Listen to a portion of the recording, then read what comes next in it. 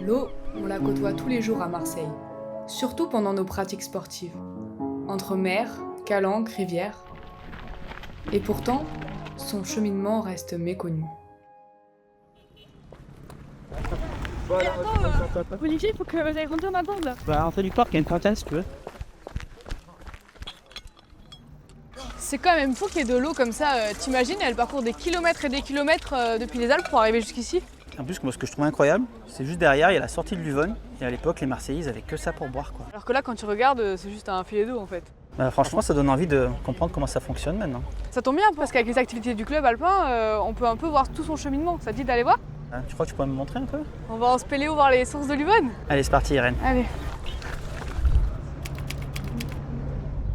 Alors aujourd'hui, on va à la Castelette. C'est une grotte dans laquelle il y a la rivière souterraine de l'Uvonne. C'est le départ de là et ça va jusqu'à Marseille. Nous, on sait qu'un jour, les Marseillais ont bu cette eau, qu'elle passe toujours à Marseille. Ouais. Et on va un peu comprendre son cheminement.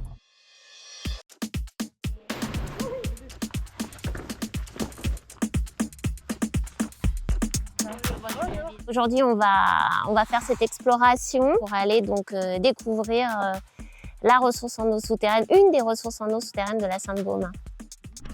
C'est parti. Donc nous, on va là.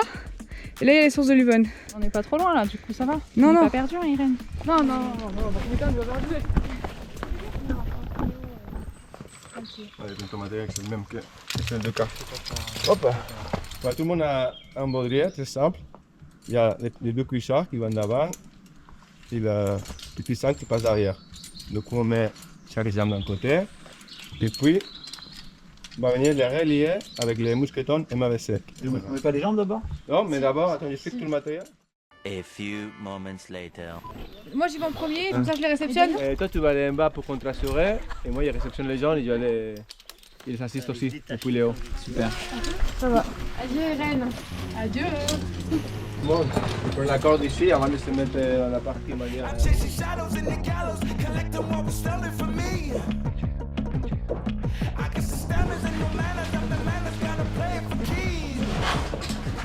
Sous terre, nous découvrons un monde caché mais connecté avec le monde extérieur.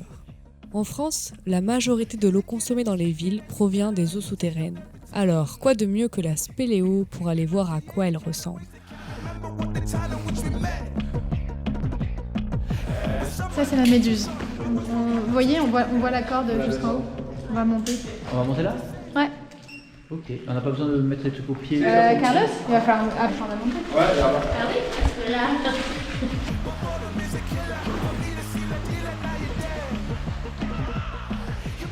On va plonger. Tu vas voir, on va devoir s'immerger dans l'eau, ça va être super marrant. On enlève tout le matériel. On reste avec la combi.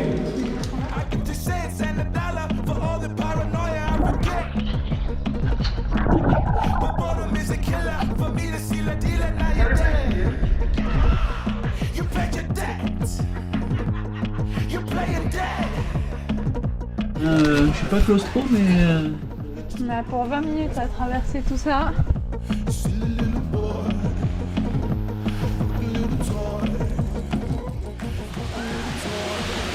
C'est trop stylé! Je suis un peu émerveillée de voir couler l'eau dans ce souterrain. Là, sur le tronçon qui nous concerne, s'il y a de l'eau dans la rivière, c'est parce qu'il y a ces sources qui coulent. Le système, c'est une alimentation quand même par des sources karstiques qui alimentent le cours d'eau. C'est un analyseur de terrain multisonde qui permet de savoir la minéralogie de l'eau. Ces analyses permettent de connaître le temps d'infiltration des gouttes d'eau depuis la surface jusque dans cette rivière souterraine. Plus le trajet est long, plus la roche filtre l'eau, améliorant ainsi sa qualité. Mais attention, ces rivières cachées sont l'exception et non pas la règle. La plupart des eaux souterraines ne forment pas de rivières visibles comme ici.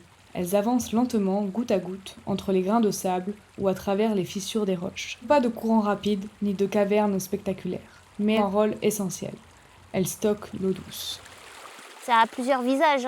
S'occuper de la ressource en eau, c'est pas que de s'intéresser à l'eau qui coule dans les rivières. C'est aussi de convaincre les politiques sur ce sujet. Et plus on augmente la demande en eau, plus il faut aller rechercher une ressource. Et donc, le premier choix qui peut être fait, c'est de limiter le développement urbain. La commune de Fayence en particulier, le maire a fait le choix d'arrêter, de stopper les permis de construire, le temps que de nouvelles ressources en eau soient trouvées, ou tout simplement parce que la ressource en eau n'est pas suffisante pour alimenter tout le monde. Donc aujourd'hui, deuxième étape, on va rencontrer des personnes qui travaillent au syndicat de l'Uvonne. Oui, et le syndicat de l'Uvonne, on l'appelle le Page UK. Ce sont eux qui s'occupent de tous les cours d'eau qui sont à Marseille ou en périphérie. Et là, on va voir la sortie de la source en mode trail avec eux. Donc Irène va nous montrer ses exploits. Ouais, moi j'ai jamais fait de trail de ma vie. On va commencer par suivre le cours d'eau et puis on va ensuite monter un point culminant qui s'appelle la vigie de Gémenos. Et qui en fait nous permet d'avoir vraiment une superbe vue sur l'ensemble de la partie aval du bassin versant de l'Uvonne. On y va ? Allez. On a beaucoup Quand même. Bon Eric, si tu veux de l'eau, j'ai de la réserve. Ça marche. De toute façon, il y a 6 ou 7 sources là-haut qui sont toutes potables. Non, il n'y en a pas une seule, je rigole. Et l'eau qui coule là, elle est potable ? Tu peux avoir des bactéries, elle n'est pas analysée donc on ne peut pas dire qu'elle est potable. Là, vous avez une partie des captages qui servent à alimenter la ville de Gémenos. Ça correspond à combien de l'alimentation de Gémenos par exemple ? Là, ici, c'est 100%. 100%. La ville de Gémenos aujourd'hui est intégralement alimentée en eau potable pour les habitants sur ses forages et un autre encore plus productif qu'on ne verra pas mais qui est encore plus loin, mais qui dépend très largement de la source qu'on va voir en fait. D'accord. Et du coup, là, les forages, c'est dans une rivière souterraine, comme on a pu voir hier à la Castellette, mais dans une autre. C'est ça, exactement. On vient récupérer l'eau que vous avez vu s'écouler ici à cet endroit-là, dans des forages, dans des tubes.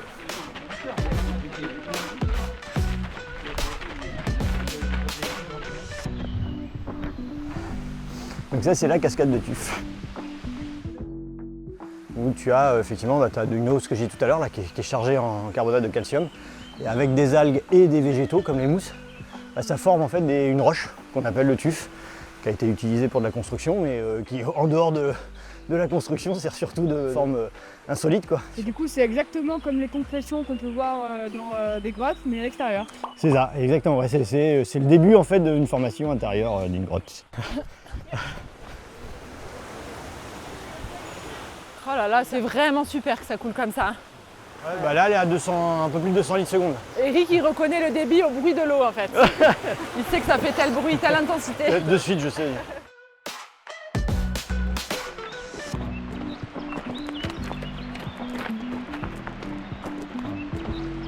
Voilà, on a fait notre ascension de 6 km jusqu'au mont Cruvellier, qu'on voit en fait l'exutoire qui est la mer Méditerranée de tous nos bassins versants. Puis l'Uvonne, elle arrive de là-bas et on va vous amener, prochaine étape, en plein cœur du centre-ville d'Aubagne.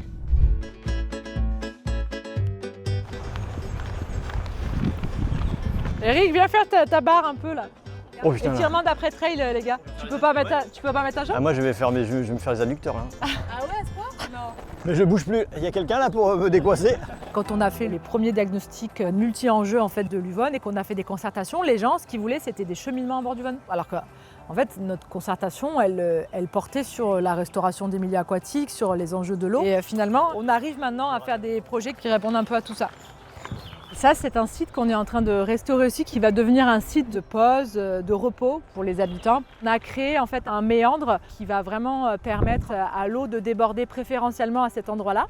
C'est aussi la végétation qui permet d'infiltrer l'eau dans les sols. Donc le fait d'avoir des berges en pente douce favorise les échanges entre eau de surface et eau souterraine. Après, sur le territoire, ils cherchent quand même aussi à concerter, justement pour déminer entre guillemets ces potentiels conflits d'usage entre la qualité de l'eau ou les rejets d'assainissement, les usages particuliers qui peuvent avoir des forages. Forcément, ça suscite de la convoitise, quoi. Enfin, c'est de l'eau. L'avantage, c'est qu'on a une deuxième ressource qui est à côté de l'Uvonne, qui est ce qui vient du canal de Marseille. Gémenos est alimenté par l'eau souterraine. Mais l'eau qu'on boit dans Marseille, en fait, elle est amenée depuis les Alpes via le canal de Marseille, grâce à la pente naturelle qu'il y a entre les montagnes et nous.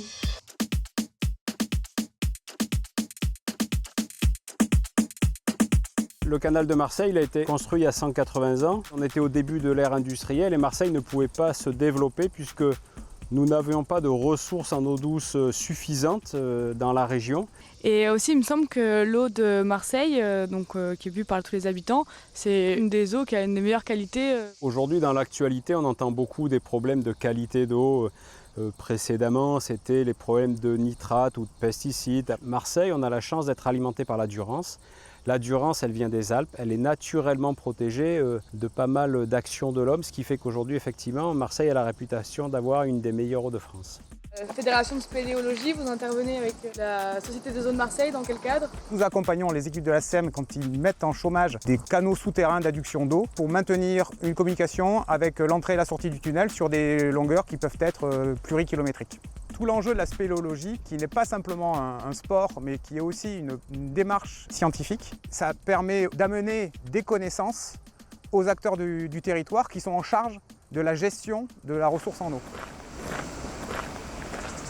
Sur le canal, on transite environ 5000 litres par seconde pour alimenter l'agglomération marseillaise. Et si on regarde le débit à l'instant T de l'Uvonne, on a à peu près seulement 200 litres dans l'Uvonne. Donc on voit bien que l'Uvonne ne suffirait pas à alimenter les besoins de la ville de Marseille. Grâce à la Société des eaux de Marseille, on a pu voir l'arrivée de l'eau dans Marseille, donc on les remercie encore. Toute la neige sur laquelle on skie en fait l'hiver, elle se retrouve là dans le canal de Marseille et on la boit ensuite. Donc en fait la boucle est bouclée. Et une fois que l'eau elle est consommée par les habitants, du coup, une fois qu'on a bu notre eau ou qu'on est allé aux toilettes, qu'est-ce qui se passe du coup Il manque sa destination un peu finale, quoi.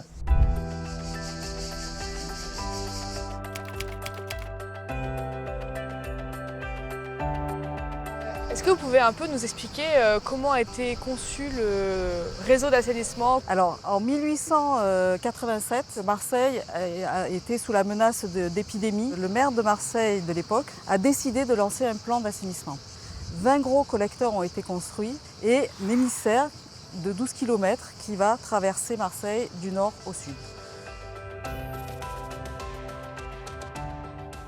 On était sur un réseau unitaire, c'est-à-dire qu'on collectait à la fois les eaux sanitaires et les eaux pluviales dans les mêmes collecteurs. À partir de 1979, il va y avoir la construction d'un deuxième émissaire pour détourner les eaux de l'Uvonne et du Jarret, pour protéger les plages du Prado. Cette solution soulève malgré tout une problématique environnementale. Les eaux de l'Uvonne sont rejetées au cœur du parc national des Calanques et peuvent impacter des écosystèmes marins tels que les herbiers de Posidonie.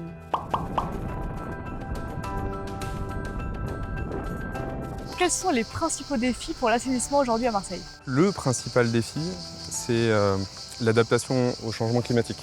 D'abord sur des augmentations de température, puisque ça va engendrer une dégradation avancée des infrastructures de collecte, mais aussi des infrastructures de traitement. Une des conséquences, c'est l'émanation d'un gaz toxique qui peut être aussi générateur d'odeur. Là, on est au secteur de la parfumerie. Ouais, là, franchement, on peut pas sentir à l'image, mais ça pue vraiment. Il porte bien son nom, hein, Olivier. En tout cas, c'est le secteur qui est au-dessus de la sortie de la station d'épuration. Il peut avoir quelques odeurs selon le vent. Mais bon, c'est normal, hein, l'eau qu'on utilise, forcément, elle est salie. Et c'est normal qu'elle sente mauvais, en fait. Et en fait, ce que vous touchez du doigt, c'est la qualité aussi du rejet des eaux usées. En France et globalement en Europe, c'est régi par une règle qui s'appelle la directive européenne des eaux résiduaires urbaines. Et pour ce faire, la stratégie qui a été développée par la métropole et par le CERAM, c'est d'essayer de maximiser la captation des premières eaux de pluie, qui sont généralement les plus polluées. Et c'est ce qui permet effectivement aujourd'hui d'assurer la préservation quelque part de l'environnement des Marseillais. Nous avons rampé, couru, marché et grimpé sur les traces de l'eau à Marseille. Maintenant, nous saurons la comprendre quand nous la croiserons dans nos prochaines sorties.